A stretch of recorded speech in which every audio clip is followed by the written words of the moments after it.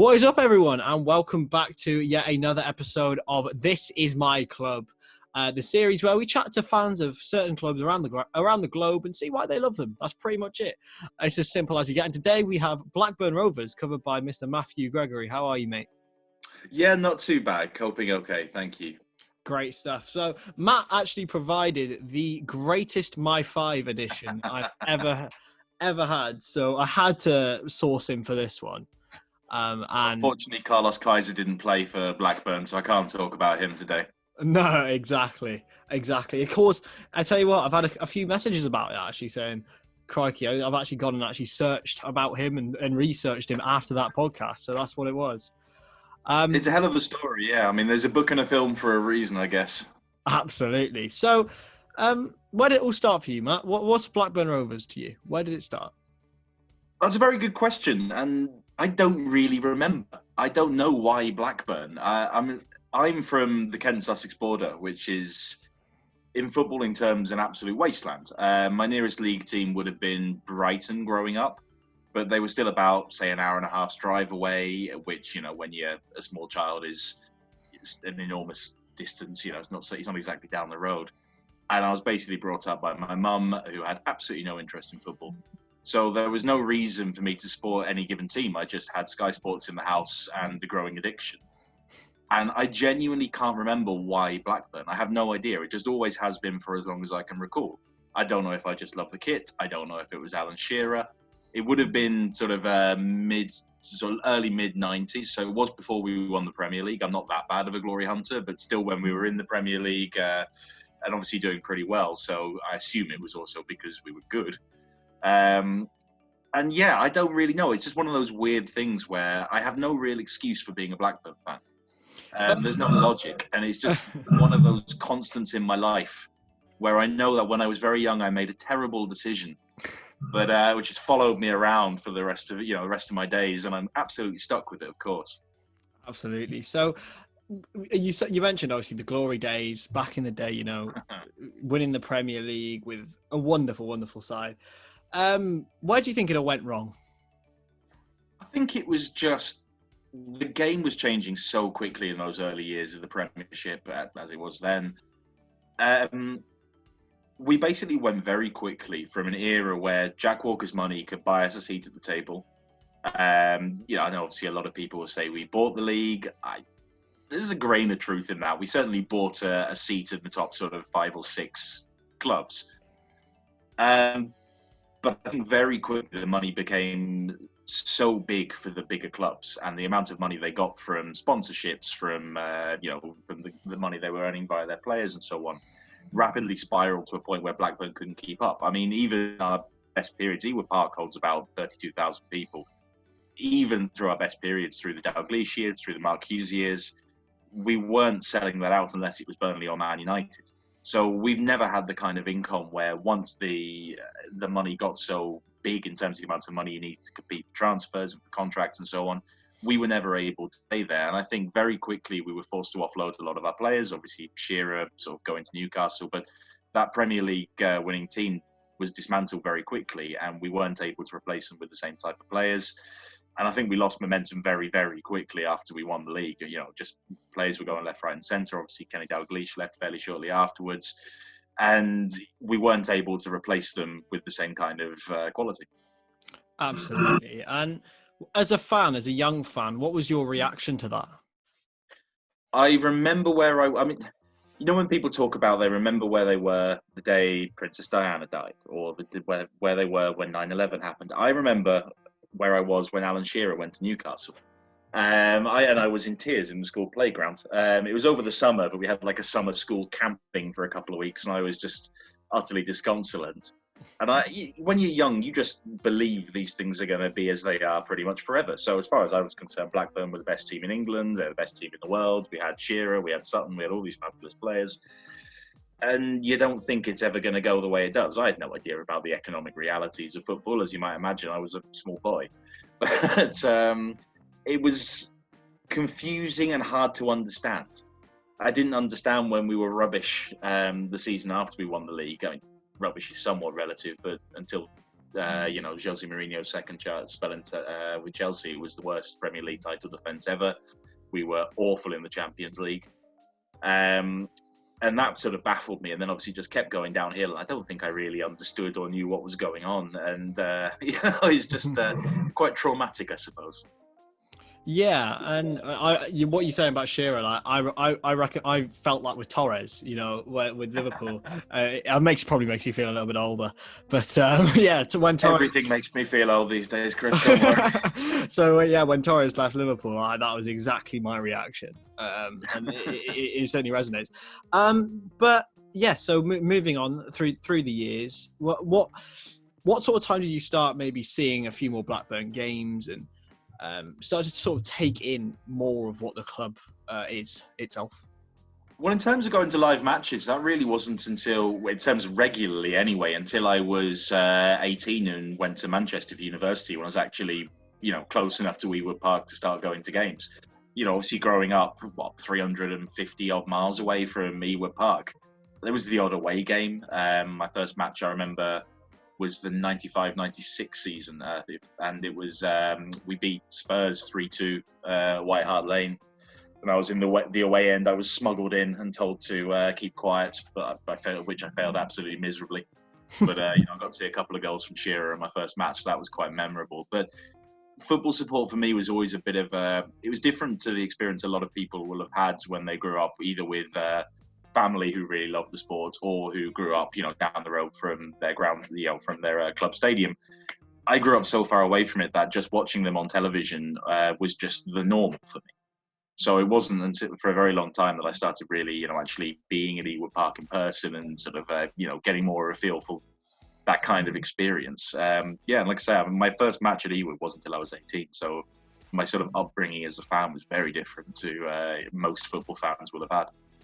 And yeah, so what sort of era did you walk into when you were first arrived, going into Ewood Park and seeing the team regularly? What was that a good time for Blackburn Rovers? And of course, there's a few players who would have been sort of around at that time, I would say. Yeah, well, this was sort of the Mark Hughes era. So this is when times were good, when we were sort of making semi-finals, sadly never the final of both the FA Cup and League Cup. We had some good runs. We were getting into Europe. I had a couple of decent runs in the UEFA Cup as it was then. And yeah, I mean, we might not have been where we were in the mid-90s, but times were very good. We had a very good team. We were very well run at the boardroom level. We were getting in exciting players. We were playing good football. It was 4-4-2 when it all came down to it, but we had some really talented players. This was the kind of era we'd have had David Bentley, Morten Gams Pedersen, Guy, David Dunn, just after that when he came back from Birmingham. And, Santa Cruz, McCarthy, all these wonderful players. So, yeah, it was a really good time. And, obviously what came later was, again, surprised me in many ways just as much as my 8-year-old self would have been shocked to find out how terrible Blackburn could be given a chance. Yeah. After we won the Premier League. So, but it was a good time, and it was sort of at the time it felt like validation in many ways of my otherwise very dubious decision to be a Blackburn fan as a small child, and it was entertaining to watch, and we didn't win every week, but we did play fun football and we had fun players, and so that's still a time I look back on very, very fondly.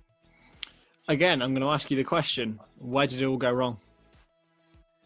Well, the answer is Venkys, of course. After Jack Walker sadly passed away, we were run by a trust set up with his money for several years and very well run.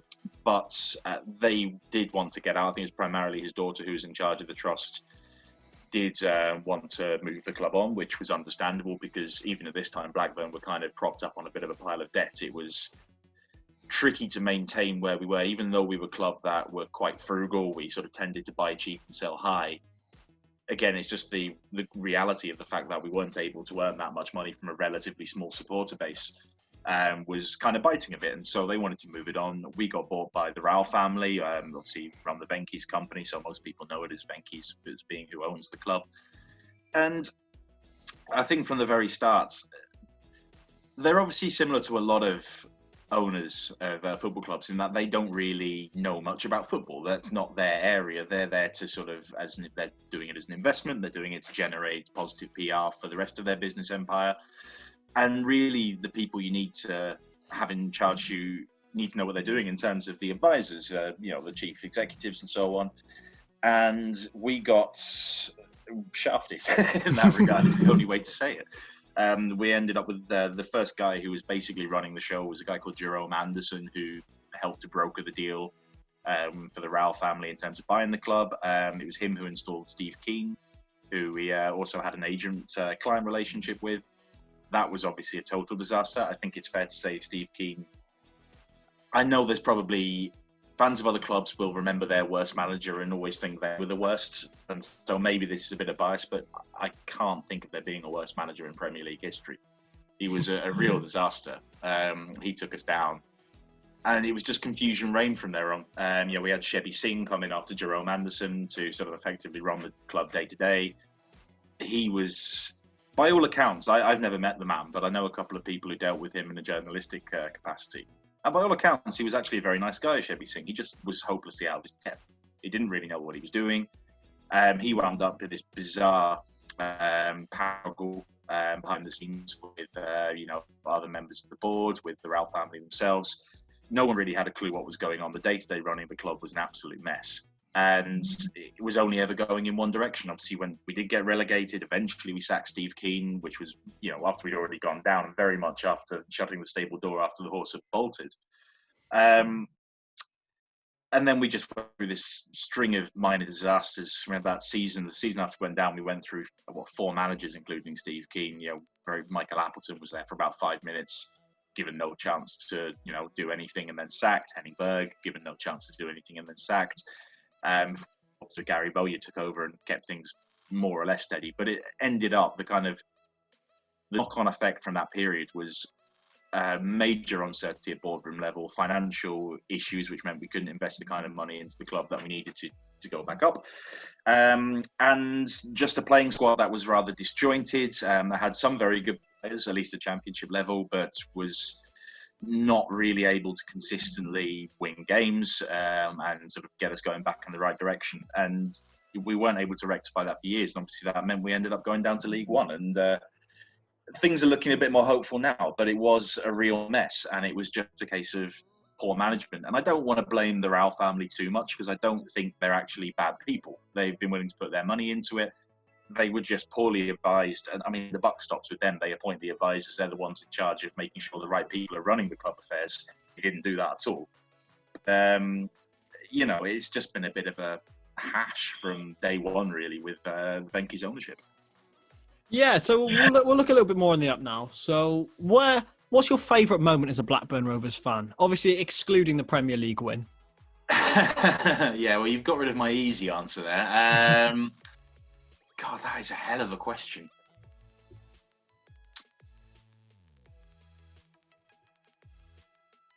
I think it's probably up runs. I mean, I'm thinking about 2 guys scoring from 40 yards against Basel in the UEFA Cup.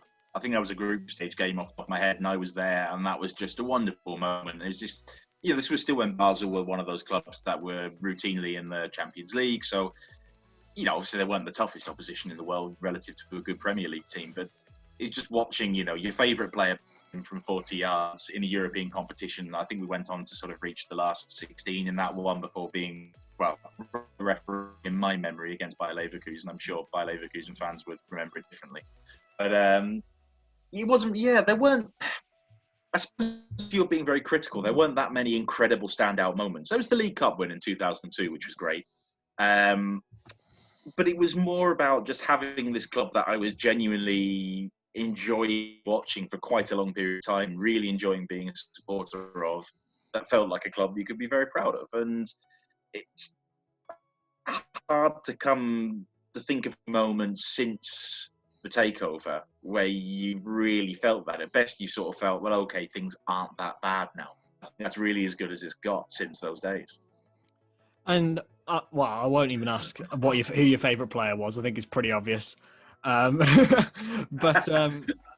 what was it about 2 guy? Two Guy a fair amount. What was it about him? Say again, sorry. What was it about Guy that made him your favourite player?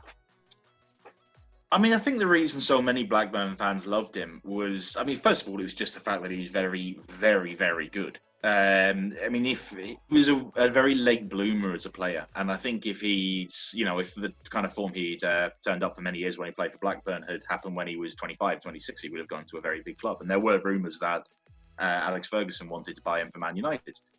But at the end of the day, we signed him when he was already 31, and he was just one of those players who developed into this wonderful footballer very, very late. And people just looked at him and thought, well, he's 33, 34, whatever. There's no point in signing him. He hasn't got much time left, and he just kept going. And he's just this wonderfully elegant player. Could really move a ball around with astonishing skill and precision. And I think it's just the fact that he was also didn't look or feel like an elite athlete in any way, shape, or form. He was this sort of, getting on a bit by the standards of footballers, sort of scruffy, long hair. We knew that his pre-match warm-up was having a fag in the bathrooms. A bit of everyone can kind of relate to someone like that who isn't really. He doesn't feel superhuman in the way that someone like Cristiano Ronaldo does. You don't look at him and think, well, he's a different type of human being to me. Guys kind of like one of us. He was just an ordinary bloke who happened to be able to kick a ball and land it on a 2-pence piece from 50 yards. Yeah. So what's the future hold for Blackburn Rovers, do you think? Obviously, you've got some exciting players now, as I found out through Football Manager. So what does the future hold for you? You've got some great young players, John Buckley especially. Just going to shout him out for scoring an unbelievable goal to get me promoted. So, well, let's hope he's as good in real life as he is in your Football Manager save. I've still not seen John Buckley play in the flesh. I have no idea. Yeah. But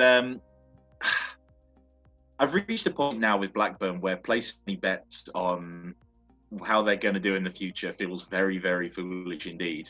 But things do seem to be going generally in the right direction for once. We've got a decent manager in Tony Mowbray, who's done a lot of the right things. We have, as you say, got a few really good players. Obviously, we've got Bradley Dack, even though he's injured at the minute. Lewis Travis in midfield has been an absolute revelation. One we got from you, actually. He was a Liverpool youth prospect who, inverted commas, didn't make the grade, but we picked him up and he's slotted right in. He's really changed the way we play, and he's probably our most important player now. But there are still areas of weakness in the squad. I think we're a bit dodgy at the fullbacks. Our first choice goalkeeper is on loan, so we haven't got a permanent sort of first choice keeper. Goals haven't been that easy to come by. We've had some. One of the things that hasn't changed is that we're very, very in the transfer market, and we spent a lot of money. We've basically spent our entire transfer budget 2 seasons running on a striker who hasn't worked out at all. Ben has been an unmitigated disaster, to be perfectly honest. We basically bet the house on him, and we've got 1 goal in 2 years as a return. Sam Gallagher hasn't really shone since coming back to Blackburn either. So, we've got them and Danny, our best striker, but he's getting on a little bit and, isn't quite the forward he was a couple of seasons ago to actually put the ball in the net. So we have been inconsistent. Every time we string a few wins together, we then get, thrashed 3-0 at Derby as we did before the current situation began. And I don't know, it feels like sort of drifting towards being genuine playoff contenders, but we're still at that point where a couple of bad transfer windows and we could easily be back to square one. So I don't know. I think we're as likely to be in the Premier League in 5 years' time as we are to be in League One, as we are to be in the Championship. And I suppose it's part of the beauty of being a football supporter, but it doesn't feel that beautiful when you're stuck in the middle of it and, wishing we could win some wins than we do. Exactly. Well, that's a good way to finish.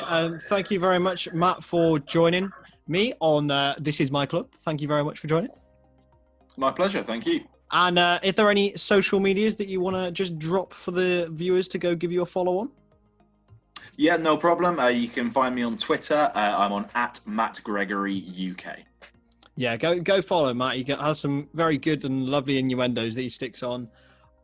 Loads of crazy stuff that goes on his Twitter. So yeah, great stuff, mate. I'll see you next time. content in terms of this channel. There's going to be loads more of these coming out with a Real Madrid fan who lives in Barcelona, which is a quite crazy, weird thing. You won't be seeing very often. But anyway, thank you very much for watching, guys, and we will see you next time.